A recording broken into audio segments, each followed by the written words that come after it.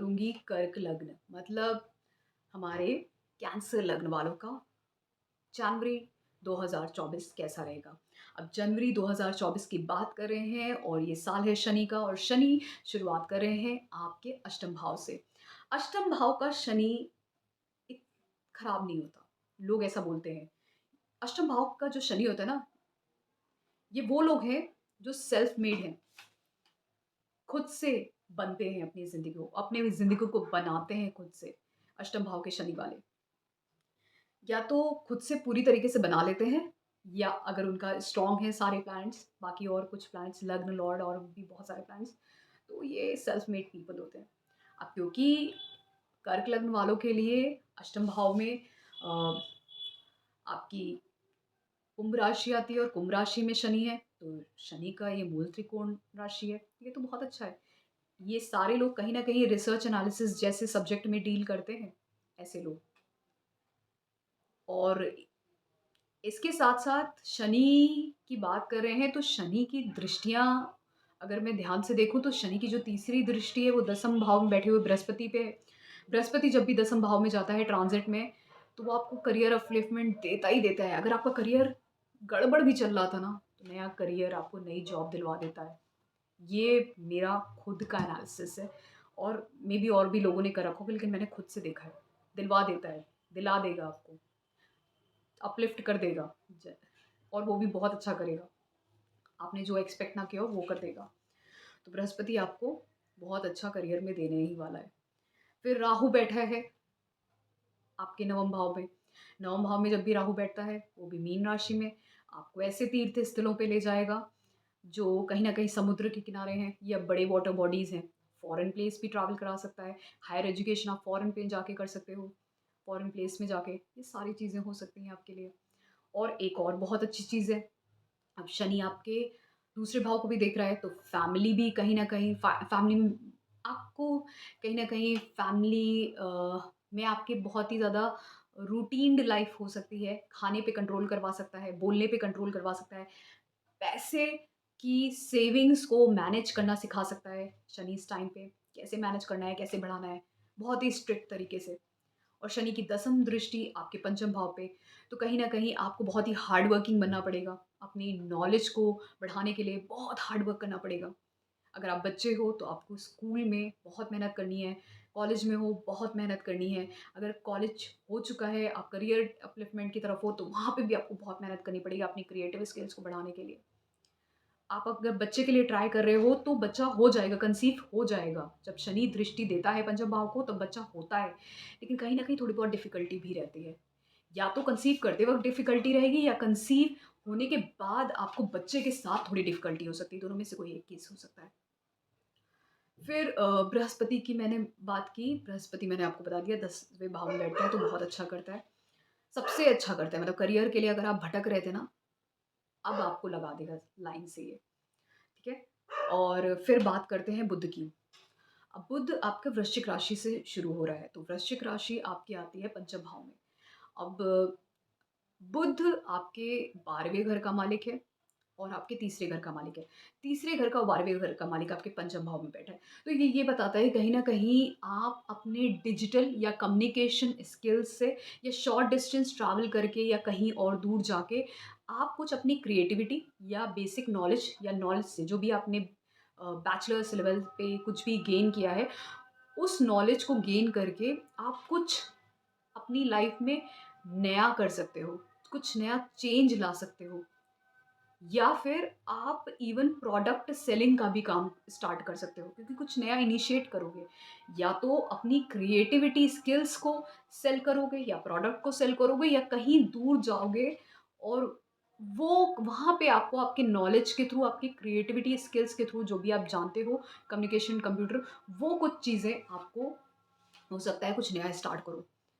तो नए चेंजेस तो ये सब चीज़ें हो सकती है। इवन अ, हो सकता है इस टाइम पे आपके बच्चे आपके दूर जा सकते हैं। आपके छोटे भाई-बहन हो सकता है एजुकेशन के लिए दूर जाएँ, बाहर जाएँ। ये भी हो सकता है। कोई भी एक चीज़ होता है। आपके बच्चे तो ख़ासकर अगर आपके बच्चे हैं। फिर उसके बाद यही बुध आपके छठे भाव में चला जाएगा 18 जनवरी को धनु राशि में। जब ये धनु राशि में बुध जाएगा, तो क्योंकि ये 12वें और तीसरे घर का मालिक है, तो कहीं न कहीं ये मैंने जैसे बोला, ये पहले चेंजेज़ आ सकते हैं, आपकी जॉब लग सकती है या कोई नया चेंज, बदलाव जहाँ पे आपको दूर जाना है। जो भी कुछ भी आपने बेसिक नॉलेज बैचलर्स लिया है, क्रिएटिविटी है, स्किल्स हैं, डिजिटल कम्युनिकेशन से कोई भी या प्रोडक्ट सेलिंग का काम है, कहीं पे भी कुछ भी उससे रिलेटेड हो, अगर डील करता है या आप बहुत सारी और भी चीज़ें आती हैं जो इन सब एरियाज़ में आती हैं। इनसे रिलेटेड टू कोई भी काम है या आपके बच्चे ही फ़ॉरेन जा रहे हैं किसी वजह से एजुकेशन के लिए या किसी और चीज़ के लिए, तो वो चीज़ आगे जाके उनके को धन का लाभ दिलेगी, क्योंकि जो छठा घर है वो धन देता है, दूसरे का धन देता है। और यहाँ पे सर्विसेज़, डेली रूटीन सर्विसेज़ जो होती है 9 टू 5 की, वहाँ पे ये सब आती है। सिर्फ़ जितनी भी गवर्नमेंट सर्विसेज़ है ना, चाहे वो अगर आप लॉयर की बात करें, चाहे डॉक्टर की बात करें, चाहे इवन और 9 टू 5 कोई भी और गवर्नमेंट सर्विसेज़ जहाँ पे कॉम्पिटिशन रिक्वायर्ड है, क्रैक करके आप जाते हो, वो सारे इसी छठे भाव से ही दिखते हैं। इवन जो अगर आप कुछ रेंट पे कुछ देते हो, तो उससे भी आपको लाभ हो सकता है। और इवन अगर आपने लीज़ पे कुछ दे रखा है, वहाँ पे भी आपको लाभ हो सकता है।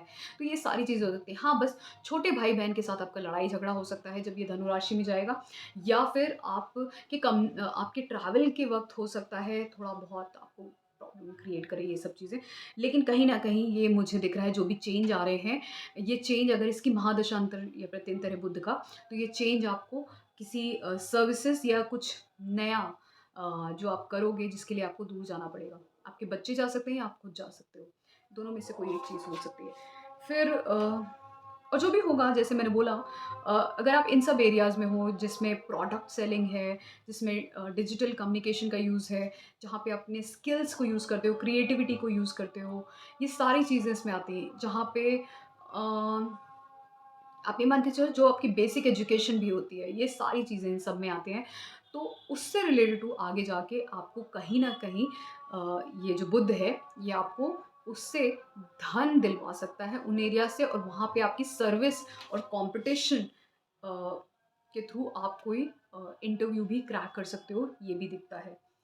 और आपका ट्रैवल हो सकता है उसके बाद, उसी टाइम पे। ये सारी चीज़ें हैं, ये बहुत सारी ऐसी चीज़ें हैं जो कनेक्ट कर रही है उस चीज़ को, क्योंकि जैसे मैंने बोला कि आपका चार्ट कहीं न कहीं ये दिखा रहा है कि बहुत सारे चेंजेज़ हो रहे हैं आपकी लाइफ़ में, और ये चेंजेज़ आपको कहीं न कहीं एक अच्छे डायरेक्शन में अपलिफ्ट कर रहे हैं, बहुत अच्छे डायरेक्शन में। और फिर उसके बाद मैं अगर बात करूँ सूर्य की, तो सूर्य भी धनु राशि से शुरुआत करेगा। धनु राशि आपके पंचम भाव में है।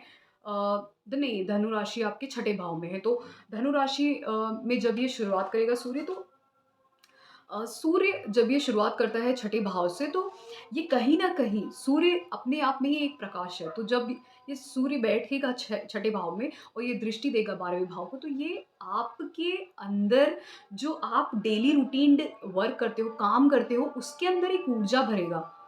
तो ये कहीं न कहीं आप देखोगे इस टाइम पे जब 14 जनवरी तक, तो आप कहीं न कहीं आप बहुत ही ज़्यादा ऊर्जावान फ़ील करोगे डेली रूटीन लाइफ़ में, जो भी हो, चाहे 9 टू 5 की जॉब करते हो, चाहे सर्विसेज़ करते हो, तो वो उन कार्यों में आपका ज़्यादा मन लगेगा। और जब सूर्य बैठा है ना, होता है ना रोग के घर में, जो ये हेल्थ इश्यूज़ का घर है, डिज़ीज़ेज़ का घर है, छठा घर, यहाँ पे जब ये प्रकाश देता है सूर्य, तो आपको रोगों से दूर करता है। कहते हैं ना जब कि जर्म्स और बैक्टीरियाज़ को मारने के लिए सूर्य का प्रकाश जाना चाहिए वहाँ पे। तो ये सूर्य का प्रकाश जब यहाँ पे छठे घर पे पड़ता है, तो ये बहुत अच्छा करेगा। फिर उसके बाद ये मकर राशि में 14 जनवरी 15 जनवरी को चला जाएगा। तो सूर्य तब वहाँ पे सप्तम भाव में बैठ के आपके पहले घर को देखेगा, तो आपके अंदर का प्राइड बढ़ाएगा। और ये कहीं न कहीं, क्योंकि ये बैठेगा शनि के घर में और शनि उससे नेक्स्ट टू है, तो कहीं न कहीं आपके पिता की लाइफ़ में बहुत ज़्यादा वर्कलोड हो सकता है। आपके पिता की लाइफ़ में वर्कलोड आ सकता है। और ये भी हो सकता है आपके वर्कलोड की वज़ह से, आपके कार्य की वज़ह से आप पिता से दूर चले जाओ। ये भी हो सकता है। दोनों में से कोई एक चीज़ हो सकती है। ठीक है? अब ये मैंने कैसे बताया? इसके लिए मैंने भृगुनंदी नाड़ी का ट्रिक यूज़ किया है, जिसकी वज़ह से मैंने बताया ये चीज़। लेकिन इन दोनों में से कोई भी एक चीज़ हो सकती है। फिर उसके बाद मैं बात करती हूँ बृहस्पति की। मैंने बात कर ली, बृहस्पति 10वें भाव में बैठा है। मैं ये बात बहुत बार बोल चुकी हूँ, कभी भी बृहस्पति 10वें भाव से ट्रांजिट करे, आप मान के चलो आपके करियर में कुछ नया बदलाव और कोई अच्छी जॉब आपकी लगने वाली है। 1 साल में किसी भी एक टाइम पे लग जाएगी, जब भी इसकी महादशांतर या प्रत्यंतर क्लिक करेगा और ट्रिगर हो जाएगा तो आपकी लग जाएगी और बहुत अच्छी लगेगी, क्योंकि वहाँ से वो दृष्टि दूसरे भाव, चौथे भाव, छठे भाव को देता है। तो दूसरा और छठा भाव मनी हाउसेस होते हैं, पैसे के भाव होते हैं, तो ये आपके धन को बढ़ा देगा। और छठा भाव से तो सबसे ज़्यादा धन मिलता है, क्योंकि वो दूसरे का धन हो जाता है। दूसरा जब पैसा खर्च करता है तो वो छठा भाव होता है, क्योंकि दूसरा इंसान जो है वो सप्तम भाव है। उस जब वो खर्च करेगा तो छठा भाव हो जाएगा, तो वो छठा भाव सबसे ज़्यादा धन दिखाता है। तो दूसरा और छठा मिलता है, इस वजह से अच्छी जॉब लगने के चांसेस सबसे ज़्यादा बन जाते हैं। फिर उसके बाद शुक्र की बात करते हैं। अब शुक्र जो साल की शुरुआत कर रहा है वो कर रहा है वृश्चिक राशि से, जो आपके पंचम भाव में हो गया, और शुक्र आपके 11वें और आपके चौथे घर के मालिक हैं। तो 11वें और चौथे घर के मालिक जब आपके पंचम भाव में बैठेंगे, ये बहुत अच्छा है, राजयोग है। आपको आपकी फ्रेंड सर्कल से लाभ हो सकता है। अ, हो सकता है आपको कोई आप लव रिलेशनशिप में चले जाओ। आपको आप रियल एस्टेट में कुछ कर सकते हो। आप ट्रेडिंग से भी लाभ हो सकता है आपको, ट्रेडिंग से, रियल एस्टेट से, इन सब चीज़ों से आपको लाभ हो सकता है। आपको आपको इवन आप इस टाइम पे हो सकता है आपको प्रॉपर्टी से रिलेटेड हो, या फिर हो सकता है आप अपनी बेसिक एजुकेशन को बढ़ाओ। मतलब हो सकता है अब स्कूल से अब आप कॉलेज की तरफ कहीं एनरोल करवा सकते हो, अगर आपकी एज अभी कम है, ये भी हो सकता है। आपके फ्रेंड सर्कल बढ़ सकते हैं, और इसके साथ-साथ आपको बहुत कुछ लाभ अ, इन आपके फ्रेंड्स आपको हेल्प कर सकते हैं कि आप कुछ नया काम शुरू कर पाओ, नए-नए चेंजेज़ अपनी लाइफ़ में ला पाओ। तो ये सब चीज़ें भी हो सकती हैं, इनमें से कोई भी एक चीज़ हो सकती है। तो फिर बात करते हैं कि शुक्र पहले तो वृश्चिक राशि में रहेंगे, लेकिन ये जब 18 जनवरी को होंगे तो ये धनु राशि में जाएँगे, जो आपके छठे घर में हो। तो छठे घर में जब ये शुक्र रहेंगे तो ये कहीं न कहीं आपको जो लाभ है और जो हैप्पीनेस है, सुख है, वो कहीं न कहीं उसमें थोड़ी-सी कमी कर सकते हैं, क्योंकि छठे भाव में जाएँगे। क्योंकि ये जब यहाँ पर जाएँगे तो आप कहीं न कहीं हो सकता है कि आपके बड़े भाई-बहनों के साथ या आपकी माता के साथ आपके मतभेद हो, या आपके फ्रेंड्स के साथ इस तरीके का, या कॉम्पिटिशन हो, या फाइट्स हो जाएँ, छोटी-मोटी, बहुत बड़ी नहीं, बस छोटी-मोटी ये हो सकती हैं। अ, मैं ये बोलूँगी कि अगर ऐसा कुछ होता भी है, अगर इसकी महादशांतर या प्रत्यंतर है, तो उसको आप लड़ने-झगड़ने के बजाय, आप उसको अगर इस तरीके से यूज़ करो कि आप अपने दोस्तों के साथ थोड़ा-सा टाइम स्पेंड करके पार्टी कर लिया, घर पे मम्मी के साथ और सबके साथ मिलके एन्जॉय कर लिया। तो इससे क्या होगा ना, वो शुक्र का सही यूटिलाइज़ेशन हो जाएगा, और आप उसको धन की तरीके खर्च करोगे। दूसरों को अपने जिनसे लड़ाई-झगड़ा हो सकता है, उनसे आप खुश रह के उनके साथ खाना खा के या डिनर पे जाके या कुछ भी एन्जॉय करके, तो वो ज़्यादा बेटर हो जाएगा। तो क्या होता है कि कुछ चीज़ें जो अगर गड़बड़ कर रही होती है, उसका अगर आप पॉज़िटिव साइड कर दो, भले ही पैसा खर्च कर दो थोड़ा-सा, तो पॉज़िटिव साइड हो गया, तो वो जो नेगेटिव होना है, लड़ाई-झगड़ा या कुछ थोड़ा बहुत अगर होता है, या फिर आपकी माता बीमार पड़ जाती हैं, आपके बड़े भाई-बहन बीमार पड़ जाते, या आपके उनके बीच में लड़ाई-झगड़ा हो जाता आपका उनसे, तो ये सब चीज़ें नहीं होंगी, ठीक है? तो इस तरीके से आप इसको अ, आप डिकोड कर सकते हो कि किसी भी प्लैनेट को हम कैसे यूज़ करें पॉजिटिवली, तो चीज़ें नेगेटिव ना जाएँ। राहु केतु की मैंने बात कर ली। राहु नवम भाव में रहेगा तो कहीं न कहीं आपको ट्रैवल्स कराएगा, बहुत दूर-दूर की जगहों पे, फॉरेन प्लेसेस पे हायर एजुकेशन के लिए ले जा सकता है, तीर्थ करवा सकता है, ये सारी चीज़ें करवा सकता है। बहुत अच्छा है। फिर केतु तीसरे भाव में, केतु जब तीसरे भाव में होता है तो क्या होता है कि ये छोटे भाई-बहनों से हमें दूर करता है, ट्रैवल्स में शॉर्ट डिस्टेंस में दिक्कत देता है, और एक चीज़ और है कि ये विल पावर और स्ट्रेंथ और अ, इन सब का घर है, तीसरा घर। तो वहाँ पे सूर्य बैठा हो, मंगल बैठा हो और राहु बैठा हो तो अच्छा करता है। लेकिन अगर आपका केतु बैठा हो तो यहाँ पे प्रॉब्लम ये होती है कि आपकी विल पावर और स्ट्रेंथ में कहीं न कहीं कमी हो जाती है, और आप कुछ इनिशिएट करने के लिए आपको बहुत दिक्कत हो सकती है। आप कुछ नया कार्य शुरू करना चाहते हो, तो उस वक़्त आपको थोड़ी बहुत दिक्कत का सामना करना पड़ सकता है, ये होगा।